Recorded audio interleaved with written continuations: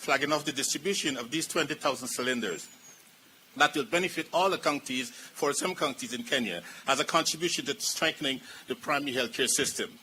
I want to go back to when we mentioned the partnership. When we mentioned the partnership, the Global Fund, as I mentioned, a robust partnership. We raise the money, you spend the money, and prove it. What we've observed, Kenya is one of the countries that we could point to as a model partnership. Here today, with the donors' funding, strong commitment from the government, work from an NGO, today we are actually, this combined partnership is demonstrated clearly in what we're celebrating here today. So I want to give yourselves a round of applause for that. The Global Fund remains committed to supporting Kenya to build resilient and sustainable health system to combat HIV/TB malaria while preparing for the country's future pandemics. This is a critical area. One of the challenges we face is that you remember the onset of COVID-19, the world is shut down. Now COVID-19, as the COVID-19 abates, we need to maintain that momentum to fight the future pandemics. Your Excellency, distinguished guests, ladies and gentlemen, the Global Fund, I turn to now the Global Fund. The Global Fund is now implementing our 2023 to 2028 strategy, which is focusing on fighting pandemics and building a healthier and more equitable world. We look to Kenya's leadership in this fight. We are committed to putting community at the center of our response, as I alluded earlier, which is premised on our renewed commitment to leave no one behind. Through this commitment, we will sustain our support to the government and people of Kenya towards addressing inequalities in access to quality health care for people living or affected with HIV/TB malaria. We will continue to invest in accelerated innovation, as I pointed out, while encouraging and supporting increased local production of health products and services. We all learned from COVID that community services are essential for reaching the most marginalized population, expanding the reach and uptake of services beyond formal health facilities, and promoting and protecting the rights of all people. I want to point out here, just to stress the point I made earlier on, at the start of the pandemic, when the whole world was shut down, the Global Fund worked very closely with the government of Kenya and AMREF and really shaped the global response. In shaping this response, and because of the quick uptake of countries like Kenya, the leadership, we were able to raise over $4.4 billion to fight the pandemic. Thank you for that. Your Excellency, Mr. President, the Global Fund and stakeholders invite you, as was pointed out by my friend, my colleague, Itenji, to be the African champion for strengthening community health workforce in Africa. With your passion, your leadership will elevate the central role of community health workers in helping accelerate the achievement of health and well-being for all. Friends, we have proven that with science, strong political commitment, adequate resources, and effective collaboration, we can force even the deadliest disease into retreat. Achieving this requires vision, sustained political leadership, substantial resources, and diverse partnership across the globe, including communities most affected by the three diseases. It can be done. Kenya demonstrated it can be done. The success over the last 20 years of the Global Fund has demonstrated that. In conclusion, again, I would like to express my sincere gratitude to the government and people of Kenya for its strong leadership, commitment to health and well-being of its citizens. I would also like to thank the donors, including Kenya, for your generous support, which has allowed us to support Kenya and other countries make strides towards ending HIV/TB malaria and building resilient health systems. Finally, I would like to take a moment and step back and say a special thank you to the frontline health workers, those community health workers who were at the forefront battling the COVID pandemic and who will today benefit from these resources. Once again, on behalf of the Global Fund, we value the Kenya partnership and we are very happy to be invited today. We appreciate it. Thank you very much. Bye. Thank you very much. Indian Morrison, another round of applause. Thank you. Thank you. Your Excellency, now we have the recipient with us, the county government. And allow me to call upon the chair, none other than the chair of the Council of Governors, just to speak to what we are doing. Your Excellency, President of the Republic of Kenya and Commander-in-Chief of the Defense Forces, my colleague, Excellency Governors, Cabinet Secretary, Ministry of Health, Ms. Susanna Kumicha, Mr. Lee Den Morrison, representing the Global Fund, Dr. Gitahi, Regional Director, AMREF, representatives of national and county governments, development partners, private sector representatives, ladies and gentlemen. I would like to begin by thanking His Excellency the President for fostering a good relationship between the national and county governments. The collaboration between the two levels of government is critical in achieving Vision 2030 and by extension ensuring every Kenyan citizen has access to the highest attainable health standards. Since the onset of devolution, county governments have invested significant resources in strengthening health services and achieved good outcomes across all health system pillars. We have stepped up health facility infrastructure and equipment, increased focus on healthcare workforce, and increased budgets allocated at county level to health services. Today, we have a keen focus on primary healthcare and community health services. This launch, Your Excellencies, ladies and gentlemen, goes a long way in improving the capacity of our health system across all 47 counties. As such, the Council of Governors is glad to be part of this flagging off. The universal health coverage agenda is the hallmark of the Kenya Kwanza government's commitment to improve the well-being of Kenyans by ensuring that people have access to the health care they need without suffering financial hardship. Achievement of UHC is not just a health sector matter, but one that requires multi-sectoral action, especially in addressing the social determinants of health like education, physical and social environment, and the wider set of forces affecting people's health and their access to health services. To attain UHC, both levels of government as well as other actors like the private sector must work together in strengthening health service delivery. Your Excellency, ladies and gentlemen, there is a commitment by the Kenya Kwanza administration to accelerate implementation of strategic interventions to address access and affordability barriers to healthcare across county governments. Our first point of call is a paradigm shift by all of us from looking at healthcare as an expenditure to viewing it as a core development input. Investment in healthcare, therefore, is a constitutional responsibility as our citizens have a right to health.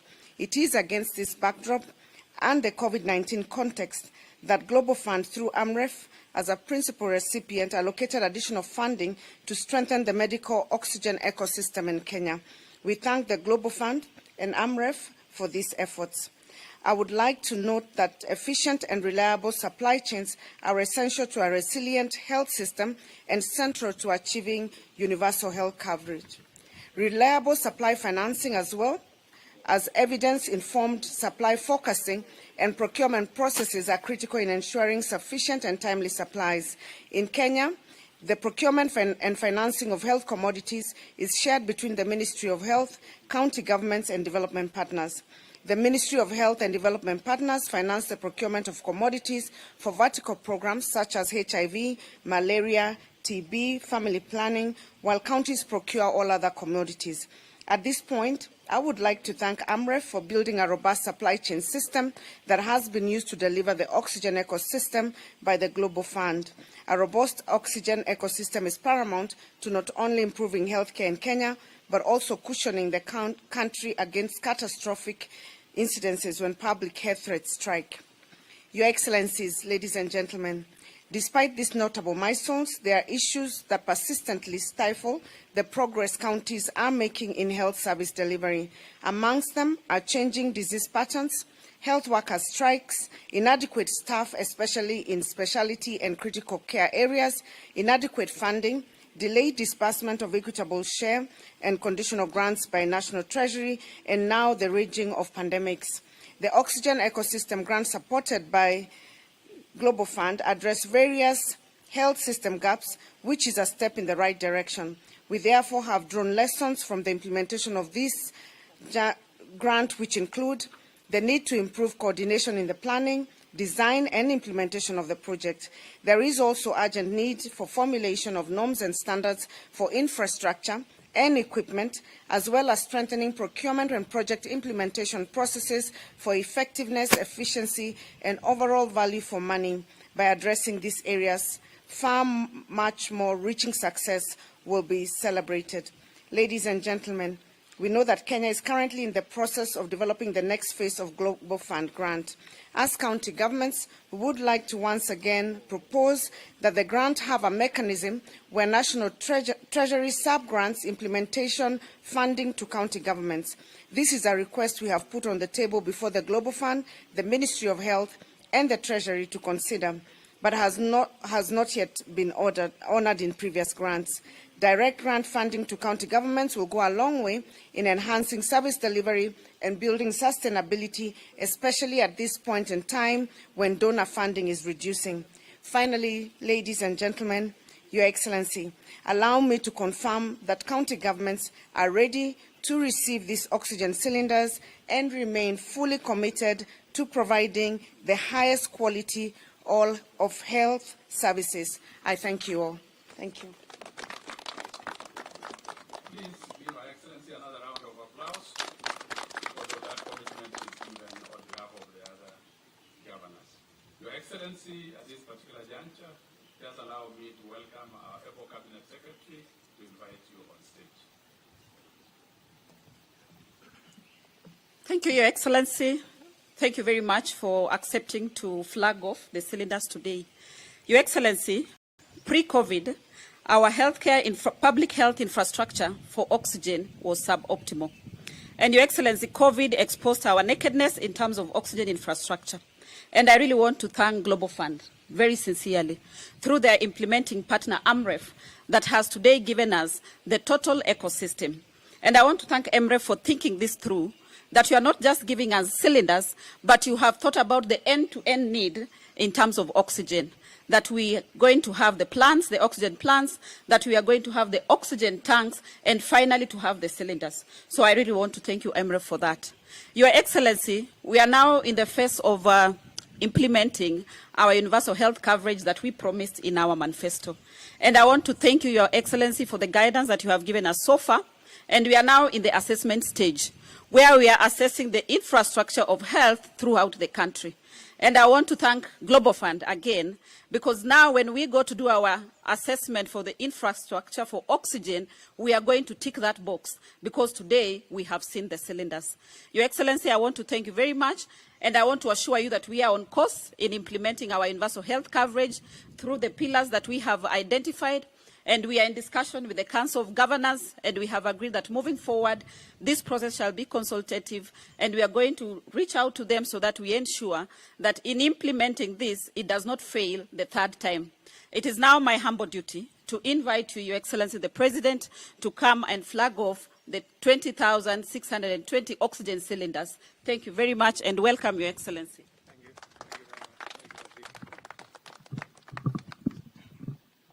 Thank you very much, Minister, and I want to take this opportunity to welcome my colleagues, governors from our counties. Karibuni sana.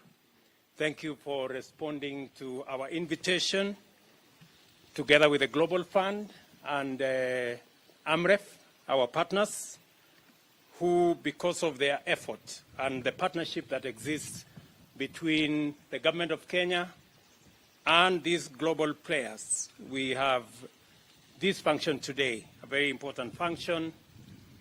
Let me recognize the Chair of the Council of Governors, the Chair of the Health Committee of the Council of Governors, Mr.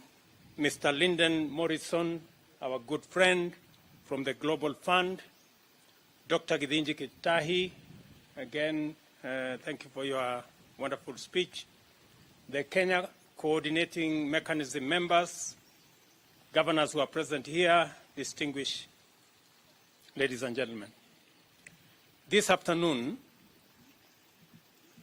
we are engaged in a very important event that is of utmost importance and significance for a number of critical reasons.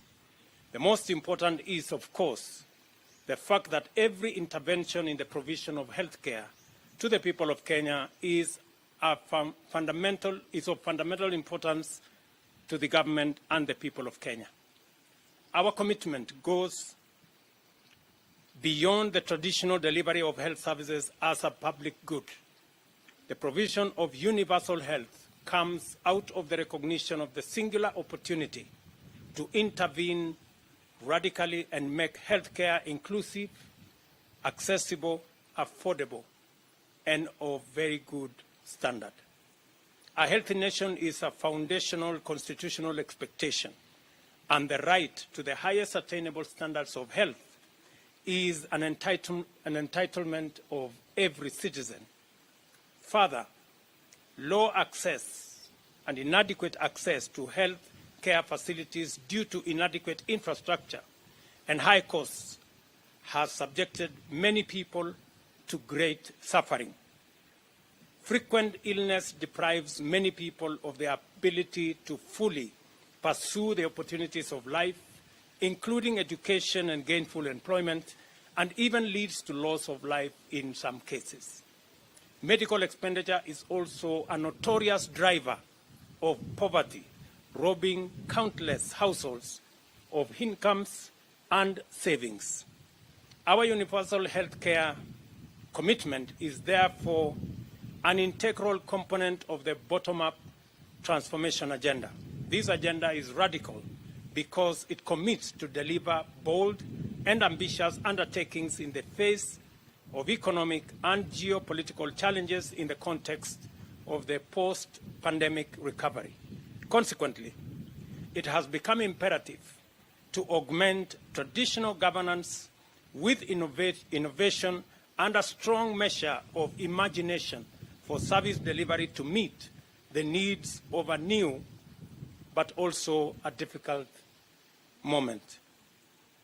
To achieve our transformational ambitions under the constraints of limited resources, we have opened up funding mechanisms and delivery frameworks to accommodate the participation of various partners, including private investors, development partners, multilateral agencies, and non-profit organizations, as well as civil society. The involvement, for example, of the Global Fund and our friends in AMREF in this case is an example.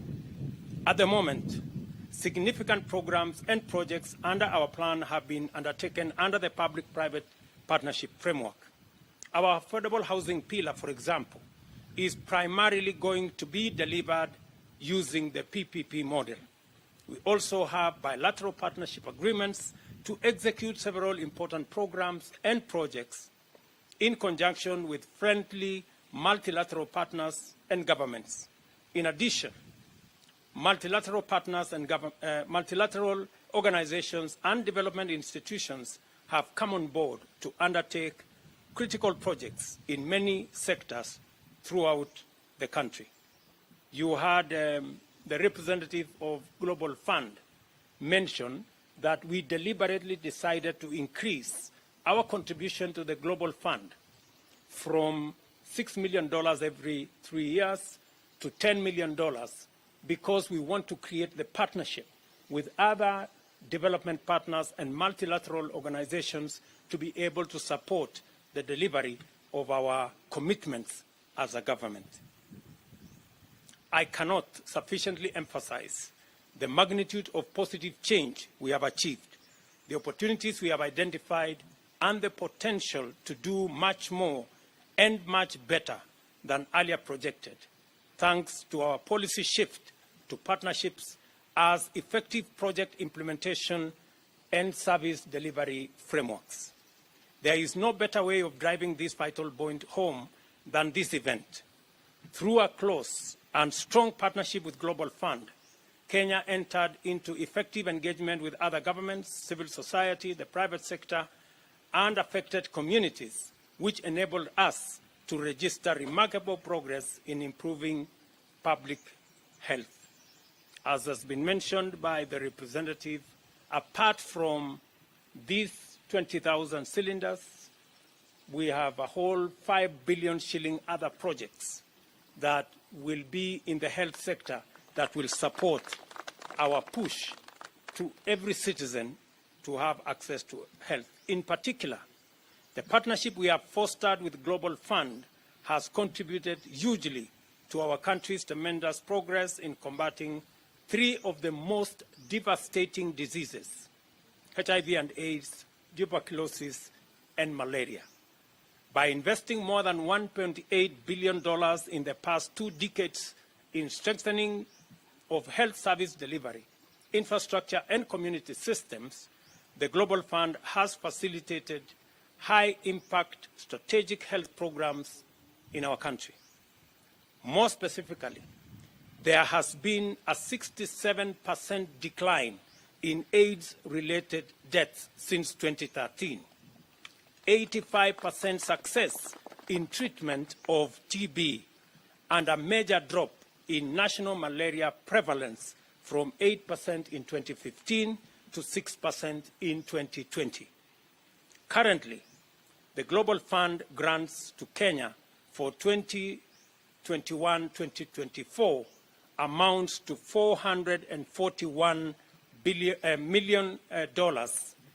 That is almost, by all counts, billions of shillings, and is implemented by various partners, including the National Treasury, AMREF Health Africa, Kenya Red Cross, and other agencies. The National Treasury implements its portion through the Ministry of Health, NASCOP, Malaria and TB programs, National Syndemic Disease Control Council, Health Systems Department, county governments, and of course, KEMSA. On its part, AMREF Health Africa implements the grant through 46 community organizations, while the Red Cross does so through 65 also community organizations. While it is undeniable that our partnerships have been remarkably successful, we must look forward towards an uncertain future, recognize and prepare for the challenges that certainly lie ahead. This realization is particularly imperative given our post-pandemic outlook. The devastating COVID-19 pandemic was an immense stress test that posed a serious challenge to our health systems and exposed its vulnerabilities. The Global Fund came to Kenya's aid and supported us in coping with the overwhelming systemic burden of the pandemic with significant financial support. This is appreciated, and let us clap for the Global Fund, my good friends. More significantly, the Global Fund stands with us even now in the pandemic recovery phase as we take robust measures to remedy the systemic weaknesses exposed by the pandemic. A major vulnerability highlighted by the COVID-19 pandemic is the medical oxygen supply chain. Kenya has suboptimal oxygen supply and poor infrastructure, as a result of which it is minimally available in public health facilities. The pandemic drastically intensified demand for oxygen, raising its cost by more than 75%. As a result, suffering Kenyans and their distressed families were driven into unprecedented despair. The Global Fund has been immensely supportive of our efforts to strengthen our national medical oxygen ecosystem, and I appreciate the fund's $41.7 million, about 5 billion Kenya shillings investment through AMREF Medical to support our oxygen supply and comprehensive infrastructure improvements, as was explained by Dr. Gitahi. This covers refill of compressed and cryogenic oxygen, acquisition of tanks and cylinders, installation of high-volume PSA oxygen generation plants, and the piping and installation of manifolds, as well as oxygen outlets to health facilities. Today, we are here to witness the crowning moment of a highly successful partnership that has seen us through the hardest of times and strengthened us for the future. As we flag off 20,620 medical oxygen cylinders for delivery to our 47 counties, let us reflect deeply upon, but also appreciate with gratitude and celebrate an exemplary partnership that has remained committed and also transformative. We are highly encouraged by the success of our partnership and further emboldened in our mission to deliver to the Kenyan people a healthcare system worthy of their aspirations and consistent with our ambitions for socio-economic transformation. I assure all our partners, those who are present here and those who are not, of our unwavering commitment and tireless devotion to ensuring that your friendship, goodwill, and support yields much more and brings our people closer to the Kenya of our dreams. I also appreciate every actor and stakeholder that has taken part in the partnership that has implemented our public health agenda, whether they are in government, the private sector, civil society, philanthropy, or the communities involved. The implementing partners of our various interventions, and I want to state that we just concluded a small engagement with our county governments who are a critical component of the delivery of health, because health is a devolved function. And we have agreed that because health is a devolved function, we are going to begin from the bottom. In our universal health coverage plan, the unit that is critical and important is the unit at the bottom of the pyramid under a community health promoter. And we did agree in Naivasha that we are going to jointly identify and support the community health volunteers, community health workers. We have now agreed that they will be called community health promoters. And we are going to co-sponsor these community health promoters. We have agreed with the counties that we need to standardize the remuneration of these community health promoters, and we need also to standardize the kits. Standardize the kits that will be made available for them to use in the service they will be undertaking in every village in the Republic of Kenya. This program, hopefully, we should be able to launch when all is put together. I have committed that the national government is going to provide all the kits for all the 90,000 community health workers. And we are already preparing for the delivery of the kits. We have already agreed with the leaders of the counties, here the county governors, that to remove the constant challenge that we have had around the partnership between the national government, the county government, and our health workers. We are going to now inaugurate the Kenya Health Human Resource Advisory Council that is already provided for in law. And we have asked the county governments to provide the membership of this board so that we can use it to address some of the challenges that we have, whether it is challenges to do with the coordination between the national and county government, whether it's the challenges of personnel, especially personnel issues, teachers, not teachers, but doctors who are going on study leave, how we are going to work with them, how we are going to iron out some of the issues that have been raised by our health workers. And I think we now have a template on how we can resolve these issues in a way that gives everybody a chance around a table. We have also agreed with these good people on the subject of the primary care unit, because that will be the lowest unit that is going to account for the resources. And we have agreed that in every sub-county, we have identified 315 primary care units. And it is framed around every sub-county.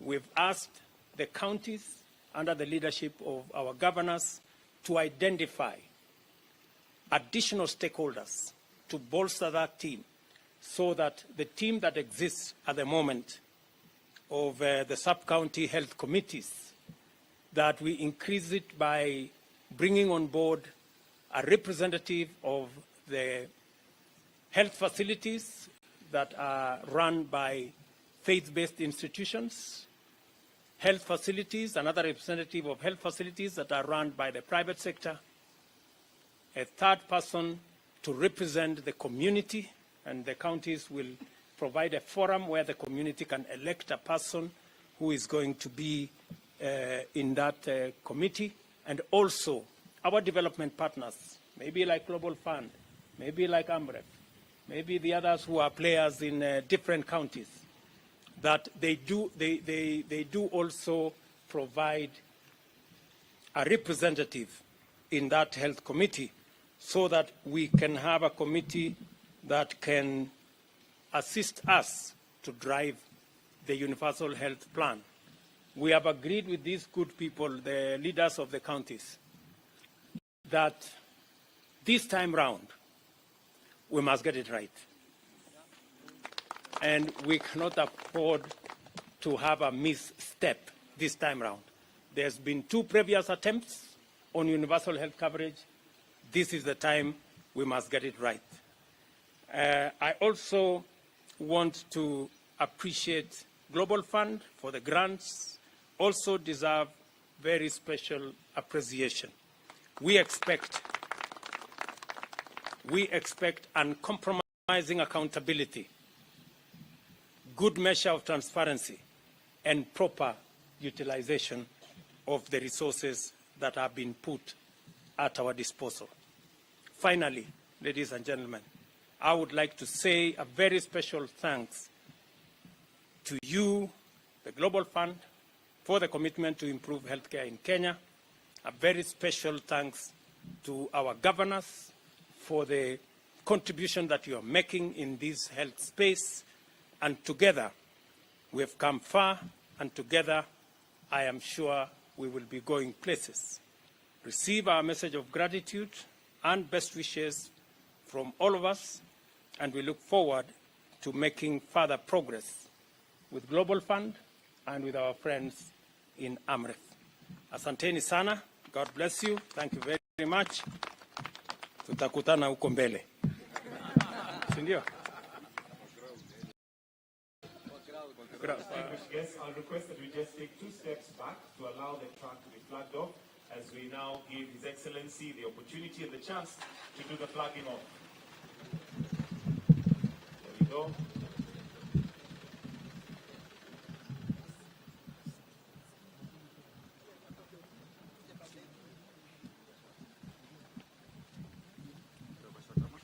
All right, so Your Excellency, when you're ready, tupige makofi tafadhali as we now flag off to the 47 different counties. Ulikosa mtu ya kusaidia.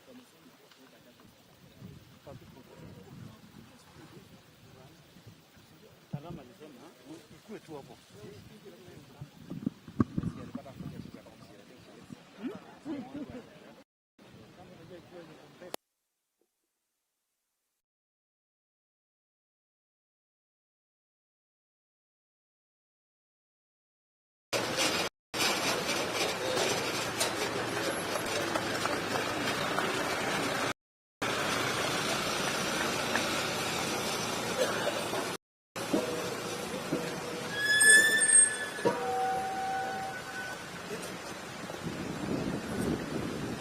That will come to the end of this.